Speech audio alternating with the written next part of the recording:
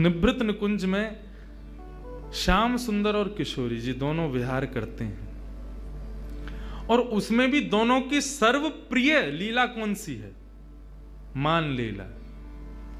मान लीला में जब एक रूठता है दूसरा उसको मनाता है, तो अधिकतर या मान के स्वभाव को अपने ऊपर धारण करें श्री किशोरी जी। हाँ, डेली मान करेंगी। और कन्हैया चरण दबा रहे हैं, कभी कछु कर रहे हैं, कभी उनकी मनपसंद वस्तु लेके आ रहे हैं, कभी उनके सामने नृत्य करके दिखा रहे हैं, कभी कछु गा के सुना रहे हैं, कभी कोई रूप की वैचित्रता प्रकट करके किशोरी जी को हंसावे को प्रयास करें। किशोरी जी यहाँ मुंह कर लें, यहाँ ते मना में तो इधर मुंह कर लें, और यह तरीका ते ठाकुर जी की और किशोरी जी की मान लीला चले। लेकिन लाल जी हमारे इतने निपुण हैं, किशोरी जी मान करें तो घड़ी लगा करके चंद मिनट में ही ठाकुर जी उनको मना लेते हैं, उनको हंसा देते हैं, क्योंकि वो उनके अंदर खूबी है। और फिर दोनों रास विहार करते हैं। आज जब ठाकुर जी किशोरी जी को लेकर के आए यमुना पुलिन पर, ठाकुर जी ने पहले तो स्नान किया, अपना पूरा जोगी भेष हटाया और स्वयं के स्वरूप में प्रकट भये। और जैसे ही दोनों ने प्रवेश किया निभृत निकुंज में, आज किशोरी जी बोली, लाल जी नित्य मैं मान करूं और आप मनाओ, आज आप मान करो, मैं मनाऊंगी। ठाकुर जी बोले नहीं, आप पे ही मान शोभा दे और मनाने की शोभा हम पे ही बढ़िया लगे, या को बदलो मत, आप ही मान करो, मैं मनाऊं। मतलब मान भी यहां झूठे को है, झूठे को रूठे और सांची को मनावे। हमारी आपकी तरह ना है जबरदस्ती मान कर लेंगे और फिर वो मनाऊ हुए तो वामू रीझे ना है। लेकिन यहां झूठे को माने, बिना बात को मान। कैसो मान होता होगा विचार करो, कोई बात नहीं है। ठाकुर जी काय बात से मनाते होंगे, अरे मुझे गलती है गई, मैं ऐसा ना करूंगा, कोई कछु करो हो तब तो मान करो, लेकिन मान ही झूठे को है। ठाकुर जी किस भाव से मनाते होंगे किशोरी जी को। लेकिन आज किशोरी जी बोली नहीं, आज आपको हमारी बात माननी पड़ेगी, आप मान करो, हम मनाएंगे। ठाकुर जी बोले मैं मान करूं? बोले हाँ आज आप करो, मुंह को सुख देवे के काजे आप मान करो। ठाकुर जी बोले ठीक है, तो आज हम मान करते हैं, आप मनाओ। और जैसे ही मान करके ठाकुर जी मुंह फुला के रूठ के और बैठे, देखो कैसी लीला, रूठ करके ठाकुर जी बैठ गए, मुंह फेर लियो। अब किशोरी जी कभी ठोड़ी पकड़ करके अपनी ओर कर रही हैं, हे श्याम सुंदर कहा भयो, मुझसे बोलो। ठाकुर जी फिर मुंह फेर लें। किशोरी जी अच्छा, तो आपको मयूर नृत्य बहुत प्रिय, देखो देखो मैं मयूर की तरह नृत्य करके दिखाऊं, तभी मयूरन को बुला लें, सामने असंख्य मयूर प्रकट हो जाएं, उन सब के मध्य में किशोरी जी नृत्य करें, आकाश से देवी देवता भी केवल श्रवण करें, क्योंकि निभृत निकुंज की लीला में वे भी दर्शन नहीं कर सकते, वे भी कान लगा करके सुनते रहे कि अरे किशोरी जी नृत्य कर रही हैं, उनके नूपुरन से प्रकट होने वाली ध्वनि कितनी मधुर है, किशोरी जी कितनी मधुर लग रही होंगी। हे श्याम सुंदर आप मान मत करो, रीझ जाओ, किशोरी जी को श्रम है रोए। लेकिन ठाकुर जी देखे ही नहीं रहे। किशोरी जी बोली अच्छा नृत्य से नहीं माने तो कछु भोज्य पदार्थ लाऊं।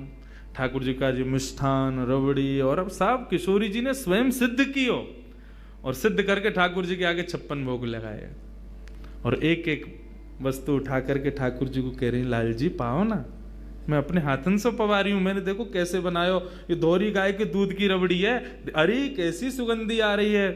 ठाकुर जी तिरछी नजर तो देख तो ले, मुंह में एक बार जीभ ते चाट तो ले, लेकिन मान कर रहे हैं, माननो ना है, रीझनो ना है। अच्छा तो आप नहीं खाओगे तो फिर मैं ही खाए लूँ याकू। जैसे किशोरी जी खावे बैठे, सोई ठाकुर जी हाथ बढ़ा के बाद छीन लें धर लें, आप सो ना खाऊंगा खुद खा लूंगा, ऐसा मान करें। लेकिन किशोरी जी थक गई मनाते मनाते। ठाकुर जी ज्यों ज्यों मान में प्रवेश कर रहे हैं त्यों त्यों वो मान असली रूप धारण करते जा रहा हो, सत्य है तो जा रहा है। किशोरी जी ने खूब प्रयास किया कि श्याम सुंदर मान जाएं, लेकिन नहीं माने। एक दिन पूरा बीत गयो, एक रात्रि पूरी बीत गई, दूसरो दिन पूरा बीत गयो, दूसरी रात्रि पूरी बीत गई, तीसरो दिन बीत गयो, तीसरी रात्रि पूरी बीत गई, लेकिन ठाकुर जी ने मान नहीं छोड़ा। ठाकुर जी मन में सोच रहे हो बहुत पीछे पड़ रही, मान करो, ले कल ले मान, हमारो मान, आज के बाद कहेंगी और ना कि तुम मान करो। लेकिन किशोरी जी को जब श्रम हुआ, मनाते मनाते मनाते जब हार गई, तो किशोरी जी नीचे नजर करके ऊपर एक अटारी पर, एक शिला पर श्याम सुंदर बैठे हैं और किशोरी जी नीचे हाथ रख के बैठी हैं और श्याम सुंदर को बार बार देख रही है। बोले आपको 3 दिन से हमने मुस्कुराते हुए ना देखो, आपके चेहरे पर एक प्रसन्नता ना देखी, लाल जी आप जानो ये कितनों कष्ट दे रहे हो हृदय को, एक बार मान जाओ श्याम सुंदर। लेकिन ठाकुर जी नहीं माने।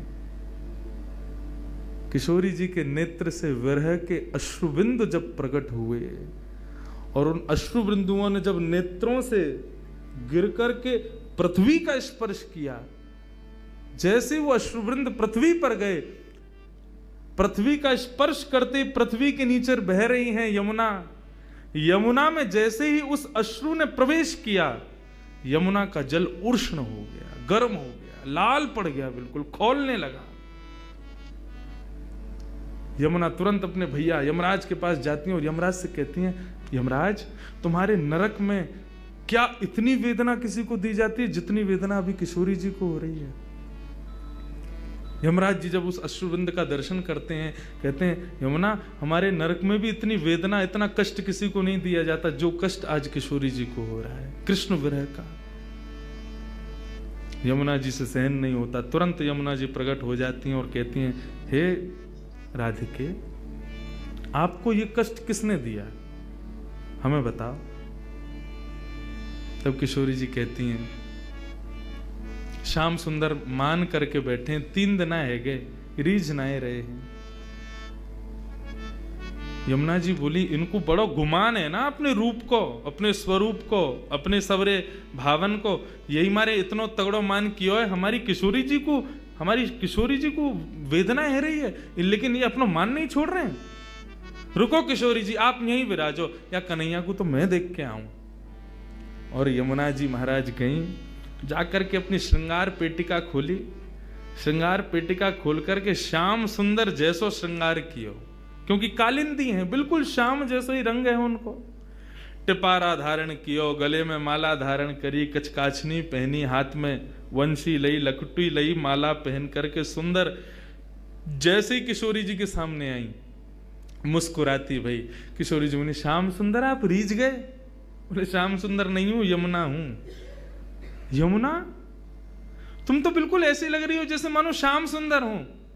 बोले तो वही तो, ये अपने रूप से सबन को वेदना प्रदान करें, आज इनके रूप से इन्हीं को वेदना दूंगी मैं। और जैसे कन्हैया चलें, जैसे बैठें, जैसे बोलें, जैसे हंसें, बिल्कुल यमुना जी ने वही रूप धारण कर लियो। ठाकुर जी मान करके बैठे, इतने में नूपुरन की छम छम छम छम आवाज आई। ठाकुर जी बोले, ये तो मेरे नूपुरन की ध्वनि है, मैं तो यहां बैठा हूं, फिर मेरे नूपुरन की ध्वनि पीछे से कैसे आई? ठाकुर जी अपने नूपुरन को बजा में बोले, मेरे नूपुर तो मेरे पास है, फिर ये कौन आए हो? हल्के से मान करके बैठे ना, देख ना सके, तो हल्की सी नजर पीछे करके देखो तो एक वृक्ष की अटारी में से श्याम सुंदर की तरह सुंदर पाग पहन के, टिपारो पहन के, मोर पंख लगाए, हाथन में वंशी लिए, वरहा पीडम नटवर वपुः कर्णयो कर्णकारम विव्रतवास कनक कपसम वैजयंतीम चमालाम रंध्रान वेणो अधर सुधया पूरयन गोप वृंदई वृंदारण्यम स्वपदर्मणम प्राविशद गीत कीर्ति। ठाकुर जी का वो वेणु रव का स्वरूप जिस पर समस्त गोपियां न्योछावर रहती हैं, वही रूप एक सुंदर वृक्ष की ओट में से प्रकट हो रहा है। ठाकुर जी ने जैसे ही देखो, देख करके वह रूप के पीछे पीछे चलने लगे। वहां की नूपुरन की चाल देखें, वहां की वंशी देखें, वहां की लकुटी देखें, वहां की माला देखें, वहां के मुकुट देखें, सब वही जो ठाकुर जी के पास है, वही सब कुछ। अरे तुम कौन हो, तुम कहां से आए हो? यमुना जी बोली, मैं श्याम सुंदर हूं। बोले श्याम सुंदर तो मैं हूं। बोले तुम नकली श्याम सुंदर हो, असली श्याम सुंदर मैं हूं ना। नंद बाबा मेरे हैं। बोले तेरे नाए मेरे हैं। यशोदा मेरी है। बोले तेरे नाए मेरे हैं। सबको भाव रखो, तेरे नाए मेरे हैं। अंत में यमुना जी बोली, और बताऊं, राधा रानी भी मेरी है। और देख, इतने में ही पीछे से किशोरी जी प्रकट है करके और यमुना जी के बगल में आकर के जैसे ही खड़ी वहीं, और जैसे ही यमुना जी ने गलवैया दे करके किशोरी जी के कंधा पे अपना हाथ धरो, सामने खड़े भये कन्हैया को क्रोध आयो, बोले कि तुम कौन हो, मैं अभी अपनी अपनी नेत्रन से ज्वाला प्रकट करके ध्वस्त कर दूंगा, और ये मेरी किशोरी पर तुमने हाथ कैसे रखो। किशोरी जी भी कि हाँ मेरे श्याम सुंदर तो यही हैं। इतने में ही ठाकुर जी को मान दूर नेत्रन से आंसू प्रकट है गए, रूठ गए, चरणन में गिर गए, बोले अरे मैं ही सच्चो श्याम सुंदर हूं, देखो मेरी वंशी, देखो मेरी ये, देखो मेरा वो, सब कुछ दिखा मैं। अंत तो गत्वा किशोरी जी बोली नहीं, श्याम सुंदर तो यही है। ठाकुर जी बोले एक चीज प्रमाण दे सकती है कि असली श्याम सुंदर कौन है। बोले कैसे। अच्छा किशोरी जी ये बताओ तुम्हारी हाथ की मुंदरी कहाँ है। किशोरी जी बोले अरे मेरी मुंदरी कहाँ गई। बोले जा पे मुंदरी मिलेगी वही असली श्याम सुंदर। हाँ भाई निकाल रहे, मेरी यशोदा ले गो, मेरी किशोरी जी ले गो, मेरी उन्हें ले गो, मुंदरी दिखा। तो उनके पास मुंदरी नहीं थी। ठाकुर जी ने जैसे प्रकट की मुंदरी, किशोरी जी ने मुंदरी ले ली, हाथ में पहन ली, और दोनों को मान भाव प्रेम भाव में प्रकट है गयो। श्री यमुना जी चरणन में बैठ करके प्रणाम करने लगी। प्रणाम करके ठाकुर जी से बस यही भाव कहो कि आप मान करो प्रभु, सब करो, लेकिन हमारी किशोरी जी को ऐसी ऐसी वेदना मत दो कि पाताल तक आश्चर्य करे कि इतनी वेदना। आपके रूप की वेदना, आपकी प्रसन्नता की वेदना हमारी किशोरी जी को नहीं होवे, ये विचार करियो, नहीं तो नूतन प्रलय है जाएगो कऊ देना। और मुंह को वरदान प्रदान करो, मैंने आपको श्रम दियो, क्षमा करियो। ठाकुर जी बोले नहीं नहीं, आप बस सदा ऐसे करियो कि सदा मेरे या रूप में ही विराजमान रही हो। तब से श्री यमुना जी श्याम सुंदर के स्वरूप में ही विराजती हैं। श्याम सुंदर श्री यमुने महारानी की। श्याम सुंदर का ही स्वरूप श्री यमुना जी का है। ये किशोरी जी और श्याम सुंदर की मान लीला का। तो ऐसे बंधुओं ये निभृत निकुंज लीला है, कुंज लीला है, निकुंज लीला है, निभृत निकुंज लीलाएं हैं, ये सब किशोरी जी की लीलाएं हैं।